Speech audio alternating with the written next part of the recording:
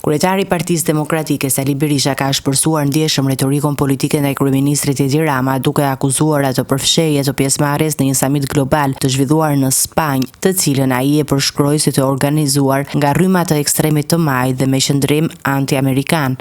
Ky samit e vërteta nuk ishte me një mantra anti-amerikane, por nuk ishte pro-europian. Jo, nuk ishte një samit pro-europian. Po tani të shtyu, të shkosh tek ata të cilët kanë qëndrime të kristalta anti-amerikane. Po pse do publikoj Alexis Soros fotot e samitit me Edi Rama dhe do i censuroj Edi Rama? Çfarë tregon kjo? A nuk tregon kjo për njëri pa karakter, frigacak, shturp, njëri pa dinjitet? Çfarë shtyn, çfarë interesi ka Shqipëria aty? Asnjë interes. Janë vetëm interesat personale të Edi Ramës.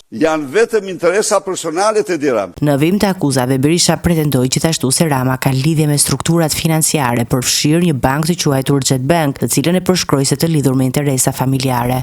Kjo është bankë në funksion të familjes Rama. Me bitcoinin e ka në Shqipëri e menaxhon familja Rama, plaçkitje e call centrave.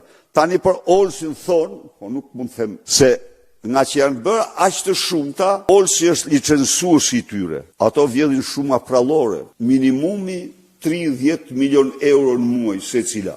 Nga selia e Partisë Demokratike, Sali Berisha paralajmëroi gjithashtu shpërsim të protestave opozitare, duke akuzuar drejtues të policisë për përdorim të lëndëve helmuese gjatë ubimit të fundit.